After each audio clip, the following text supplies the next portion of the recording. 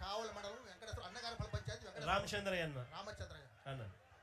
అన్న ఇక్కడ స్థానిక మత్స్యకారులు మేము సుమారుగా ఇక్కడ ఉన్న హార్బర్ విషయానికి వస్తే ఉన్న 80 ఎకరాలు మాకు సరిపోవు అన్న, మాకు సరిపోవు. మా ఎట్లా అంటే ఇప్పుడు ఉండి ఆల్రెడీ 4 జిల్లాల మత్స్యకారులకి మరపడవలు 70 మరపడవలు ఉన్నాయి. ఆల్రెడీ ఇక్కడ కావలి నియోజకవర్గం నుంచి పుర్రుపాలెం నుంచి చెన్నైపల్లి వరకు 6 పంచాయతీలకి సుమారుగా 1000 సాంప్రదాయ మత్స్య పడవలు ఉన్నాయి. ఆ మత్స్యకార పడవలు 1000 మరపడవలకి 150 మరబోట్లకి ఇక్కడ స్థలం సరిపోదన్న.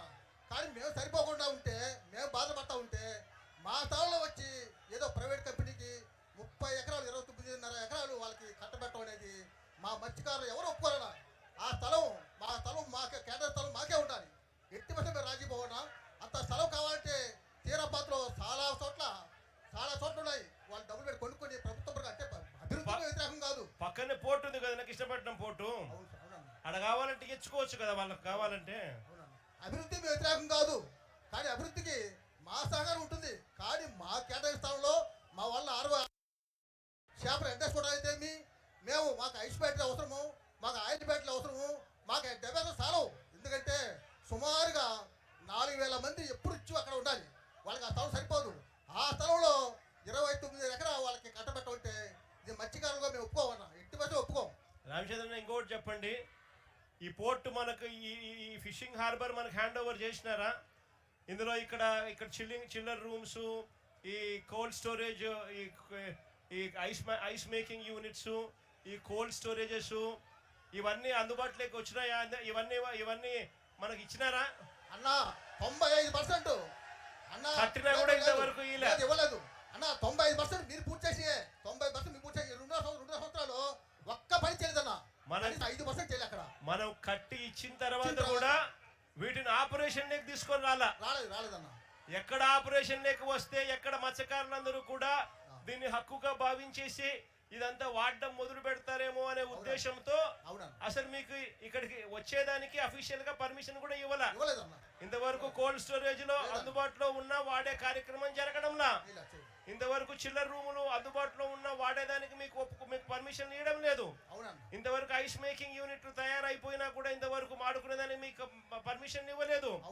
ఫిష్ అదే రకంగా మీ బోట్ల రిపేర్ల కోసం మీకు బోట్ల రిపేర్ షెడ్లను కూడా ఉపయోగించుకునే కార్యక్రమం అది కూడా జరగడంలా.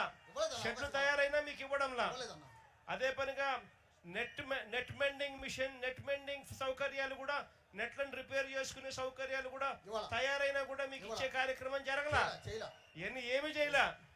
అంటే కేవలం మొట్టమొదటి రోజు నుంచి కూడా దీన్ని ప్రైవేట్ వాళ్ళకి ఇవ్వాలా అన్న దుర్బుద్ధితోనే అడుగులు ముందుకు పడ్డాయి.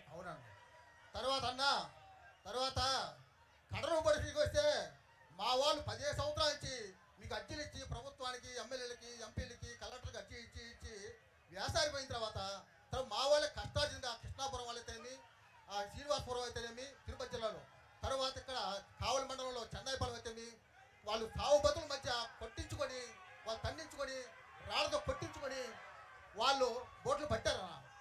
పెట్టిన తర్వాత మేము 4 గ్రామాలు, 4 జిల్లాల గ్రామాలు, 160 గ్రామాలు మేము మాట్లాడుకునే రోజు ఒక గ్రామం కాపలా ఉంటున్నాం. రోజుకు ఒక గ్రామం కాపలా ఉండి వాటి భద్రత కోసంగా మేము ఉండాలని మాట్లాడుకున్నాం. ఎప్పుడంటే ఆగస్టు 16వ తేదీన మీటింగ్ వేసుకున్నాం. మేము 4 జిల్లా గ్రామ పెద్దలు వేసుకుని రోజు గ్రామాలు కాపలా అనుకున్నాము. ఈ లోపల మెరైన్ పోలీస్ అయితేనేమి, సివిల్ పోలీస్ అయితే మత్స్యకార డిపార్ట్మెంట్ వీళ్ళంతా వచ్చి మీ కాపలా అవసరం లేదు, మేము సీల్ చేస్తున్నాం, దాన్ని మా భద్రత ఉంది, మేము రోజుకి 5 మంది పోలీసులు, సివిల్ పోలీసు, మెరైన్ పోలీసులు కోర్టు పెట్టి కాపలా ఉంటున్నాం, మీ సలహా మాకు అవసరం లేదు, మాది మా స్వాతంత్రం చెప్పారన్న. అనుకోకుండా మొన్న మార్చి 16వ తేదీన బోట్లు మాయమైపోయిందన్న. మరి కోస్ట్ గార్డ్ ఏం చేశారు, మెరైన్ పోలీస్ ఏం చేశారు, సివిల్ పోలీస్ ఏం చేశారు, ఫిషింగ్ డిపార్ట్మెంట్ ఏం చేసిందన్న? అంతా కలిసి కూడా మా మత్స్యకారులు ఇది మోసం చేయడం అన్న. అంటే ఎఫ్ఐఆర్ కట్టిన బోట్లను, సీజ్ చేసిన బోట్లను, పోలీస్ కస్టడీలో ఉన్న బోట్లను, ఈ బోట్లు వీళ్ళంతా కుంభక్కై వీళ్ళే దొంగలించినారు. అంతేనా?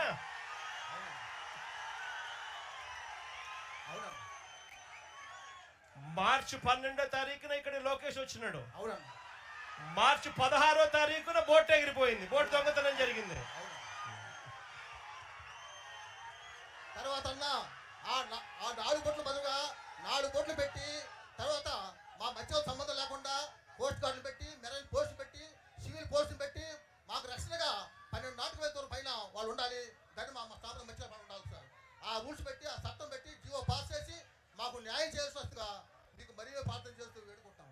అంటే మనకు ఒక వైపున హక్కుగా ఇవ్వాల్సిన రామచంద్రన్న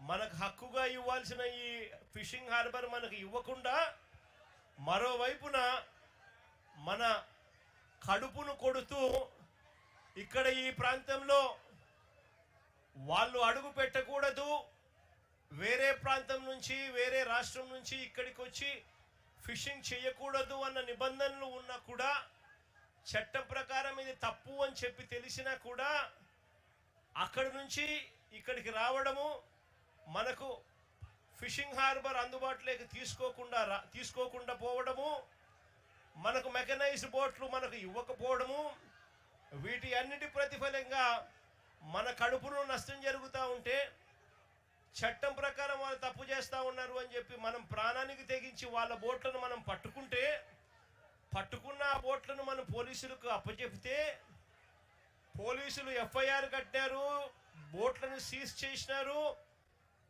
సీజ్ చేసిన ఆ సొమ్మును పోలీసులు, ప్రభుత్వంలోని పెద్దలు వీళ్ళే లాలూచి పడి వీళ్ళే ఆ బోట్లను దొంగతనం చేసుకొని పోయినారు.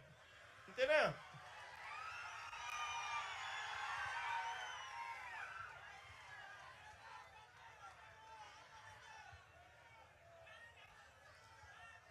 తెలంగాణ అంతేనా? బేసిక్లీ ఇదే విషయమే కదా. నేను క్లుప్తంగా ఇంకా నేను చెప్పాల్సినది నేను చెప్తా.